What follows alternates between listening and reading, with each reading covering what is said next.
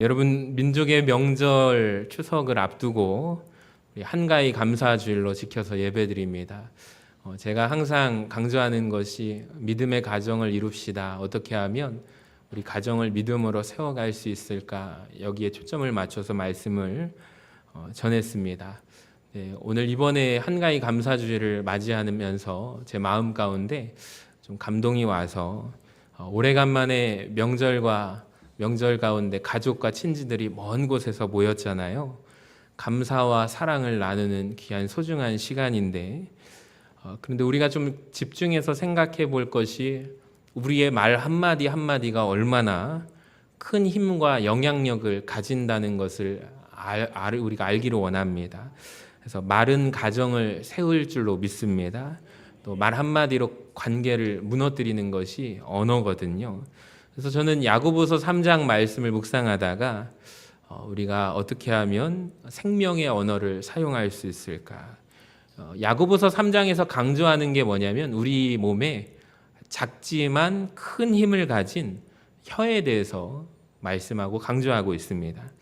작은 혀가 사람들의 삶과 또 공동체에 얼마나 큰 영향을 미치는지 우리에게 가르쳐주고 있습니다. 여러분 기억하세요. 요즘에 명절에는 조카나 손주들에게, 자녀들에게 함부로 질문하면 안 된다고 합니다. 예를 들어서 너 반에서 몇 등 하니? 공부는 잘하니? 그러면은 돈을 주시면서 물어보시기를 바랍니다. 이런 질문들은 5만 원을 주셔야 해요. 또 취업은 했니? 라고 물어보는 질문은 10만 원짜리 질문입니다. 넌 결혼은 도대체 언제 하니? 여러분 20만 원 주고 물어보시기 바랍니다. 아이는 도대체 언제 낳을 거니? 이것은 얼마짜리예요? 30만 원짜리예요. 그 정도로 우스갯소리예요. 그러니까 말 한마디가 얼마나 중요한가. 누군가에게는 부담이 되고 상처가 될 수 있다는 의미이기도 합니다.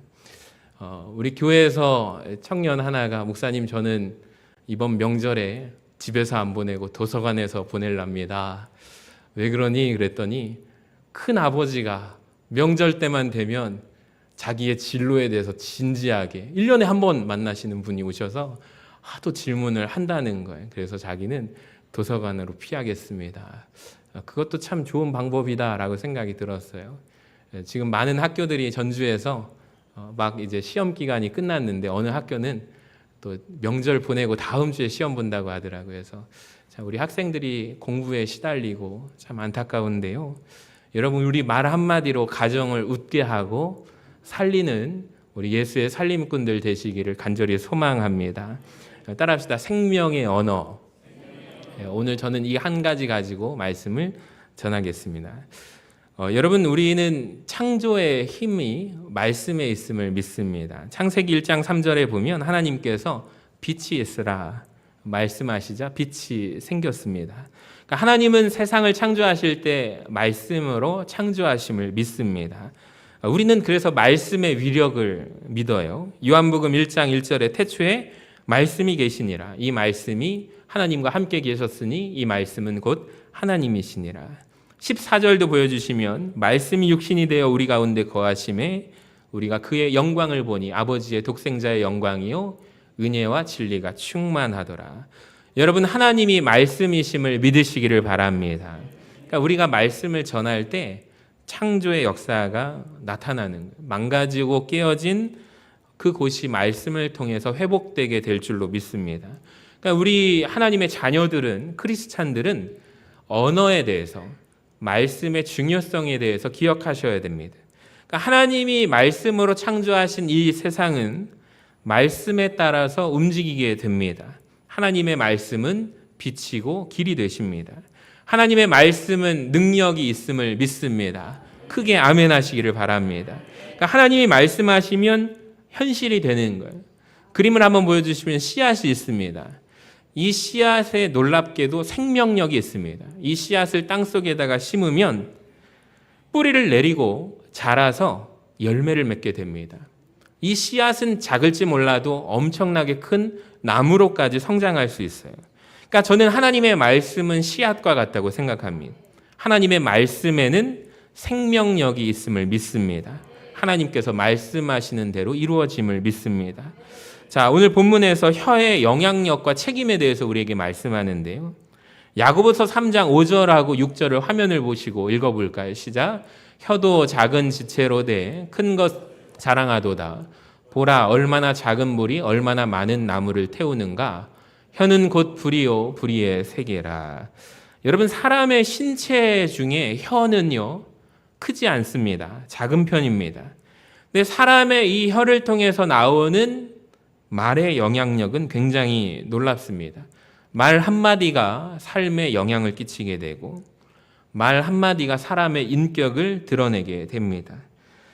우리는 잠깐의 그 사람과 대화 몇 마디를 나누면 그 사람의 인격과 성품, 사람 됨됨이, 그 사람이 생각하는 가치까지도 우리가 알 수가 있습니다. 그분이 어떠한 삶을 살아왔는가, 그분이 쓰는 고스란히 언어 속에 담겨 있기 때문입니다. 욕을 한다거나 원망의 말을 한다거나 불평을 한다거나 남을 비난한다거나, 그러니까 부정적인 언어를 사용하는 사람들이 있어요. 그분들의 행동은 역시 말한 그대로 부정적으로 행동합니다. 부정적인 말이 사람을 부정적으로 행동하게 합니다. 여러분 꼭 기억하시기를 바랍니다. 사람의 말에는 온도가 있다는 것을 아십니까? 마음을 담은 말 한마디는 진심을 담으면 그 말의 온도가 따뜻합니다. 근데 차디차게 냉소적으로 비판적인 어조로 말을 하면 마음이 담겨져 있지 않습니다. 차디찬 언어를 구사합니다. 사람의 말에는 향기가 있다는 것을 아십니까? 말 한마디 한마디가 아름다운 향기로 나타납니다. 아름다운 향기가 드러나는 말 한마디는 사람을 행복하게 합니다. 그런가 하면 사람의 마음을 불편하게 한다고 하거나 불쾌하게 하는 말도 있음을 우리는 알고 있습니다. 야고보서 3장 5절을 보세요. 이와 같이 혀도 작은 지체로 돼 큰 것을 자랑하도다. 보라, 얼마나 작은 불이 얼마나 많은 나무를 태우는가. 여러분, 우리가 잘 알지 않습니까? 얼마 전에 산불, 전국에서 각지에서 소방대원들이 헬기로 또 소방차로 또 어깨에 물통을 짊어지고 다 투입해서 공무원들까지 진화하려고 했지만 그게 어디 쉽습니까? 산불, 작은 불씨 하나가 온 산을 다 태웁니다. 그 위력을 우리는 잘 알고 있습니다. 그러니까 사람의 혀가 이와 같다는 것이죠. 여러분, 작은 불이 일어나면 큰 산을 다 태우는 것처럼 작은 혀에서 나오는 말은 힘이 있습니다. 그러니까 어떻게 말하는가, 여기에 따라서 삶이 달라져요. 로마서 3장 13절을 보세요. 그들의 목구멍은 열린 무덤이요 그 혀로는 속임을 일삼으며 그 입술에는 독사의 독이 있고 그 입에는 저주와 악독이 가득하다라고 되어 있습니다. 여기 보시면 목구멍과 혀, 입술과 입은 다 무엇을 의미하냐면 언어를, 말 한마디에 대해서 의미합니다. 그러니까 사람의 언어는 삶에 영향을 끼칩니다. 그러니까 내가 말을 어떻게 하느냐에 따라서 삶이 달라져요. 여러분, 사람의 말은 힘이 있습니다. 우리 잠언 18장 21절 읽어볼까요? 시작. 죽고 사는 것이 혀의 힘에 달렸나니 혀를 쓰기 좋아하는 자는 혀의 열매를 먹으리라. 그러니까 말 한마디가 사람을 죽일 수 있습니다. 말 한마디가 사람을 살릴 수 있습니다. 사람을 망하게도 할 수 있고 흥하게 할 수도 있습니다. 여러분 보세요. 말로써 누군가를 상처를 주면 그 상처를 받은 자는 쉽게 낫지 않습니다. 말 한마디로 인해서 받은 상처가 약국에 가서 약을 사서 치유할 수가 없습니다. 한마디의 말 한마디가 그 사람을 밤새 잠 못 들게 할 수도 있습니다. 말의 힘은 무섭습니다. 여러분, 우리 언어를 한번 말을 점검해 보시기를 바랍니다. 우리가 신경 써서 내가 어떤 말을 하는가 한번 잘 들어보시기 바랍니다. 잘 몰라요? 제일 좋은 방법은 배우자에게 물어보세요. 당신 나 부정적인 말을 많이 해? 긍정적인 말을 많이 해? 한번 물어보세요. 아니면 자녀들에게 한번 물어보시기 바랍니다. 정확히 알고 있습니다. 여러분, 부정적인 말을 내가 하는가? 내가 사용하는 말은 긍정적인 말인가? 건설적인 말을 많이 하는가? 과격한 말을 하는가? 비판하는 말을 많이 하는가? 내가 격려하는 말을 하는가? 여러분 우리 자신을 점검하시기를 바랍니다. 저는 오늘 말씀을 묵상하는 가운데 이번 추석 명절에 우리가 그리스도인들은 생명의 언어를 사용해야겠는데 6가지의 생명의 언어를 함께 우리가 사용했으면 좋겠습니다. 이건 꼭 여러분 명심하셔서 노트에 적으실 수 있는 분들은 꼭 메모하시기를 바랍니다. 첫 번째로 믿음의 말을 하시기 바랍니다. 따라합시다. 믿음의 말. 마가복음 11장에 보면 예수님께서 내가 진실로 너희에게 이르노니 누구든지 이 산더러 들려 바다에 던져지라 하며 그 말하는 것이 이루어질 줄 믿고 마음에 의심하지 아니하면 어떻게 된대요? 그대로 되리라. 할렐루야. 여러분 그대로 되게 될 줄로 믿습니다. 그러니까 하나님의 사람, 우리는 하나님의 자녀잖아요. 자신이 말하는 대로 이루어질 것을 믿어야 합니다. 말에는 하나님의 창조의 능력이 있기 때문입니다. 여러분 하나님의 사람은요 믿음의 언어를 구사해야 합니다. 나의 믿음을 말로써 표현해야 합니다. 자신이 믿는 대로 표현해야 됩니다. 우리 교회가 힘쓰고 있는 게 이제 지난 한 3년부터 목장으로, 소그룹으로, 신도회로 우리가 모일 때마다 예배드리고 또 무엇하라고 하죠? 받은 은혜를 나누십시오. 이걸 두 글자로 뭐예요? 간증입니다. 그러니까 여태까지 내가 여기까지 온 것은 하나님의 은혜라는 것을 소그룹 안에서 받은 은혜를 함께 나누는 거예요. 그게 훈련입니다. 저는 할 말이 없는데요. 여러분 피하시면 안 됩니다. 함께 모여서 내가 여기까지 하나님의 은혜로 서 있는 나의 이야기가 있어요.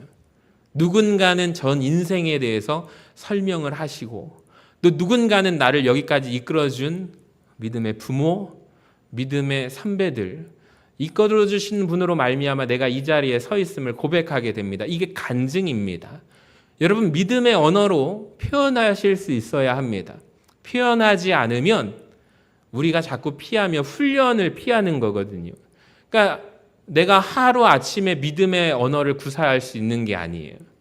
내 인생을 돌아볼 때 내 자신이 비로소 내가 믿음의 언어를 사용할 수 있는 훈련이 돼 있는 자만이 한마디 한마디에 내 삶을 녹여내는 믿음의 말 고백을 할 수 있는 거예요. 그게 간증 아닙니까?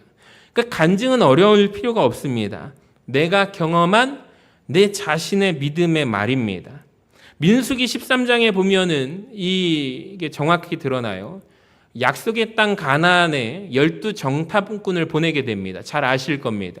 믿음의 말을 했던 사람 딱 2명이었습니다. 여호수아와 갈렙입니다. 나머지 10명이 하는 말을 한번 들어보시기 바랍니다.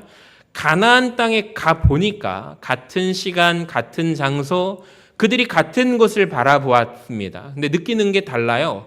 뭐라고 하냐면 그 가나안 땅에 있는 사람들은 위대하고 기골이 장대하고 거인족속과 같아서 우리 자신이 스스로 볼 때 초라하대요. 마치 메뚜기와 사람을 비교하는 것 같이 그 사람들이 우리를 바라볼 때 메뚜기처럼 아주 작고 하찮은 존재, 부정적인 언어로서 표현하는 모습이 나옵니다. 그런데 여호수아와 갈렙을 한번 보시기 바랍니다. 그들이 고백하는 장면은 민수기 14장 7절에 우리가 두루 다니며 정탐한 땅은 심히 아름다운 땅이래요. 하나님께서 우리에게 주마 약속하신 약속의 땅이라는 거예요. 그 땅에 우리를 인도하실 것을 내가 믿는다라고 고백을 합니다. 믿음의 언어를 사용합니다. 그 다음을 보여주시면 두려워하지 말라. 그 사람들을 두려워하지 말라. 그들은 우리의 먹이라. 옛날에 개역 한글 성경에는 그들은 우리의 무엇이다?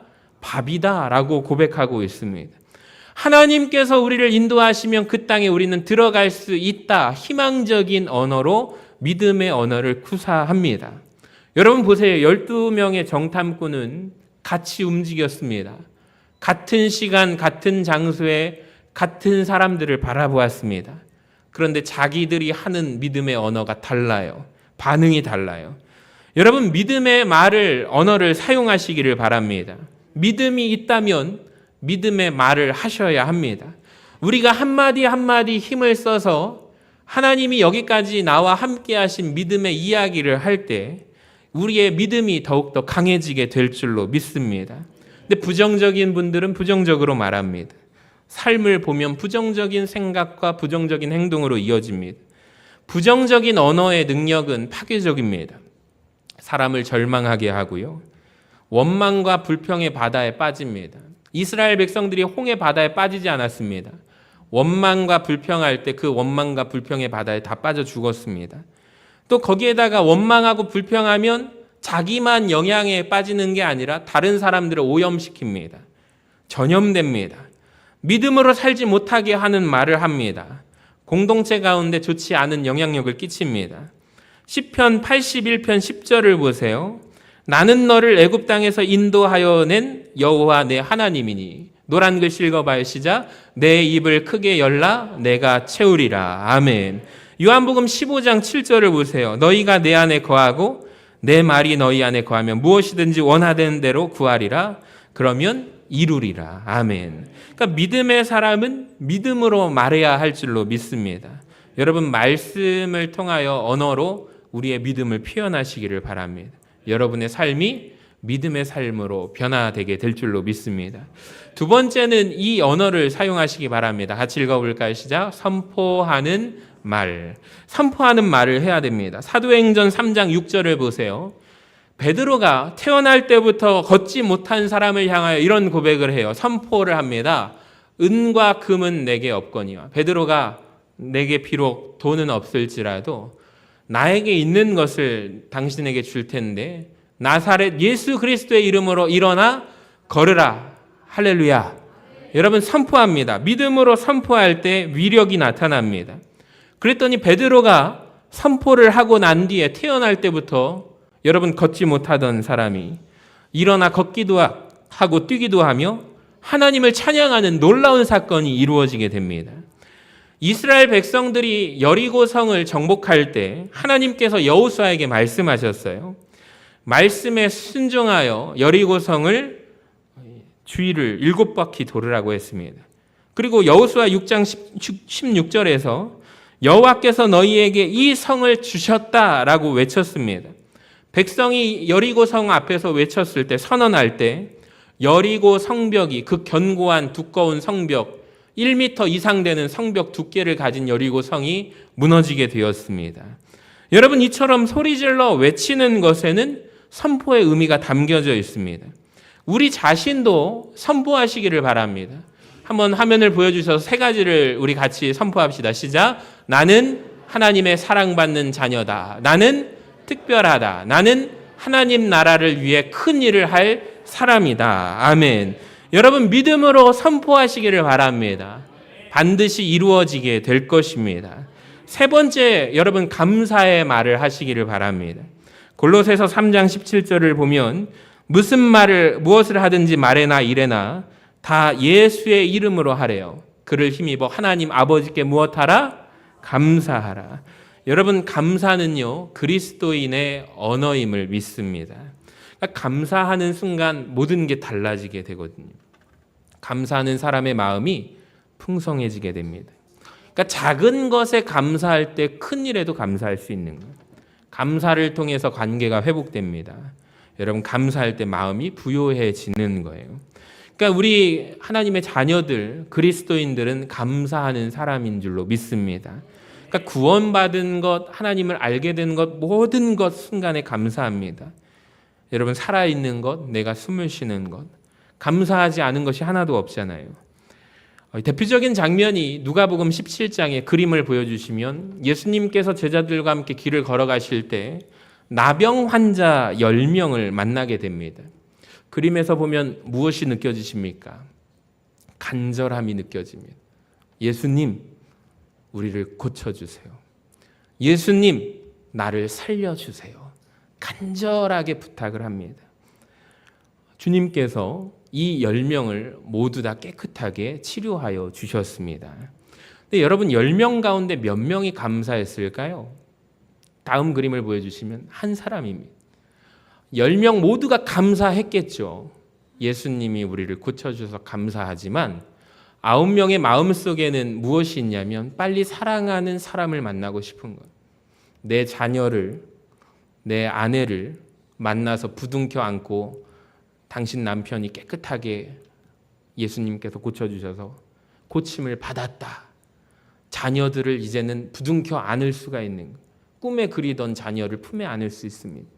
왜 그러냐면 나병에 걸린 즉시 마을에서 격리당해서 외톨이로 살아가기 때문입니다. 근데 이들 마음속에 다 감사했을 겁니다. 지금 예수님께 돌아가서 감사해야지 하는 마음이 들면서도 1분 1초가 너무 귀하죠. 집으로 달려가고 싶은 마음뿐입니다. 그래서 9명은 집으로 돌아가는 겁니다. 삶의 자리로, 삶의 환경으로 돌아가지만 오직 한 사람만이 예수님 앞에 감사합니다. 여러분, 이렇게 어렵습니다. 감사한다는 것이 쉽지가 않습니다. 여러분, 그래서 우리는 감사는 훈련을 해야 합니다. 여러분, 훈련받는 우리 모두가 되기를 바랍니다. 네 번째로 격려하는 말을 하시기 바랍니다. 데살로니가전서 5장 14절에 보면 형제들아 너희를 권면하노니 게으른 자들을 권계하며 마음이 약한 자들을 격려하고 힘이 없는 자들을 붙들어주며 모든 사람에게 오래 참으라 라고 기록되어 있습니다. 여러분, 격려하는 말은 힘이 있음을 믿으시기를 바랍니다. 우리 격려하는 사람이 되어주시기를 바랍니다. 칭찬해 주시는 사람이 되어주시기를 바랍니다. 근데 우리가 칭찬하기가 좀 어려워요. 격려한다는 것이 쉽지 않습니다.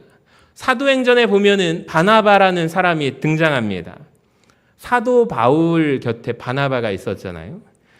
바울보다 나이가 많은 자가 바나바였습니다. 바나바가 있었기 때문에 사도 바울이 큰 사역을 감당할 수 있었습니다. 바울은 어떤 사람이냐면 성격이 불같고 급한 사람입니다. 온순하지 않습니다. 바나바는 바울과 함께 사역하면서 바울의 그러한 기질, 성격, 성품을 다 용납하고 받아준 사람입니다. 요한계시록에 보면 소아시아 7교회 중에 예수님께서 책망하신 교회가 있지만 예수님은 먼저 칭찬하신 후에 책망하십니다. 그러니까 예수님은 먼저 칭찬하세요.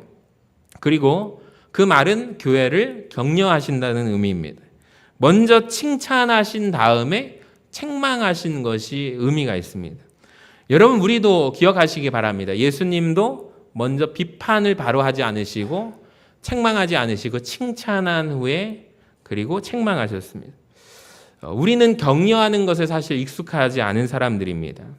사람들은 칭찬하는 것보다 비난하는 것에 익숙합니다.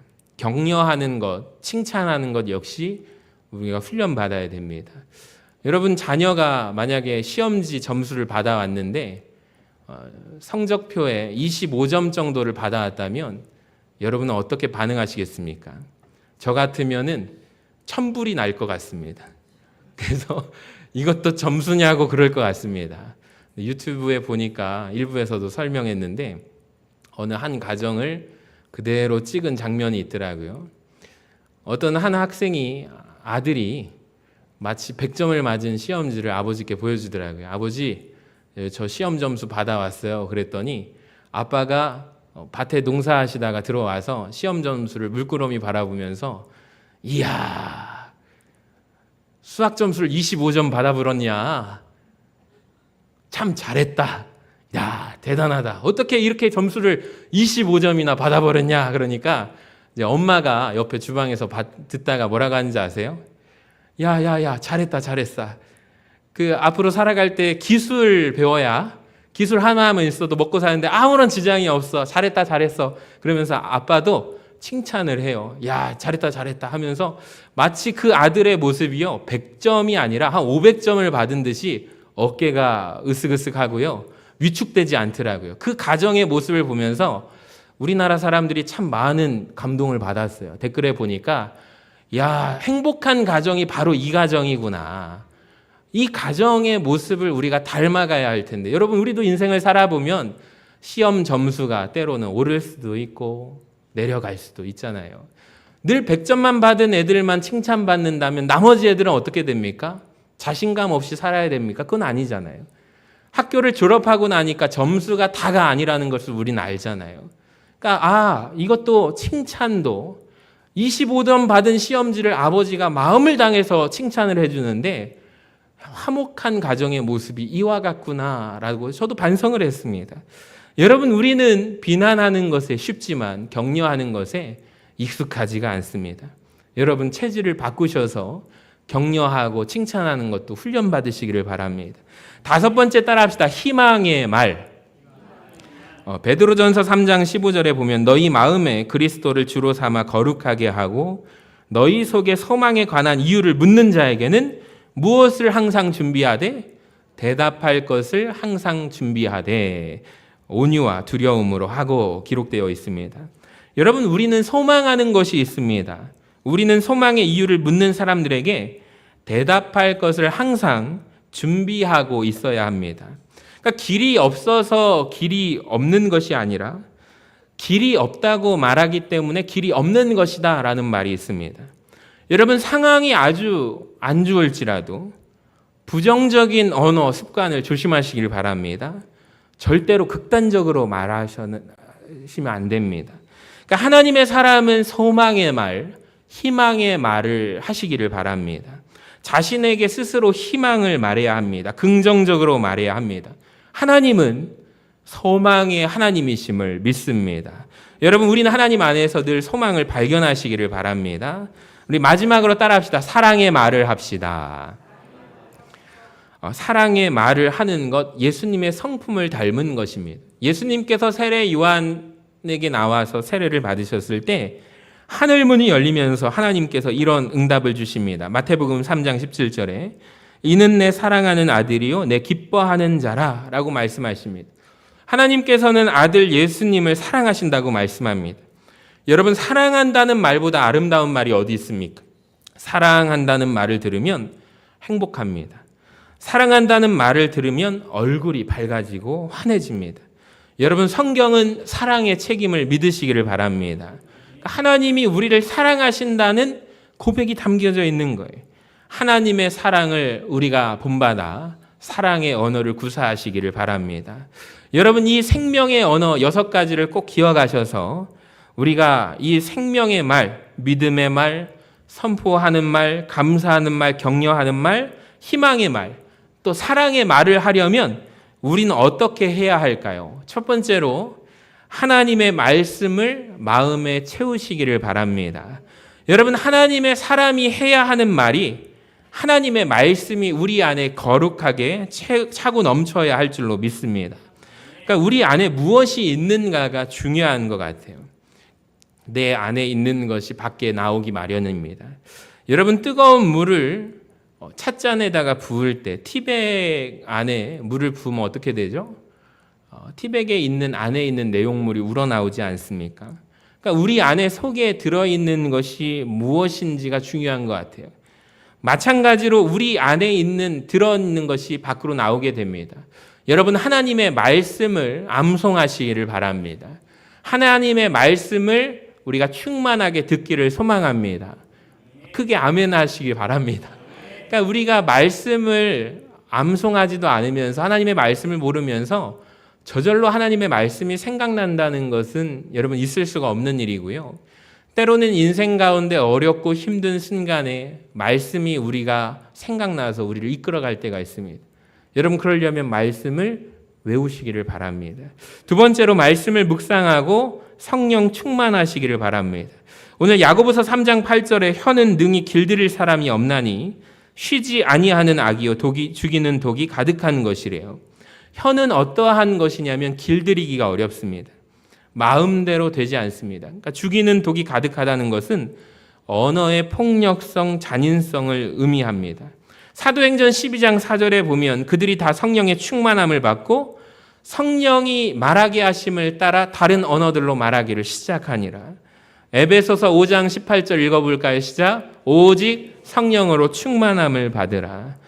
여러분, 하나님의 말씀은 우리의 심령을 회복시킵니다. 그러니까 우리 심령에 하나님의 말씀이 가득해야 할 줄로 믿습니다. 하나님의 말씀이 가득하려면 성령 충만해야 하거든요.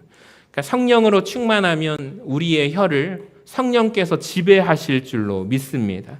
그러할 때 우리가 성령의 말을 할 수가 있는 거예요. 이것이 사도행전 2장에 나타난 역사입니다.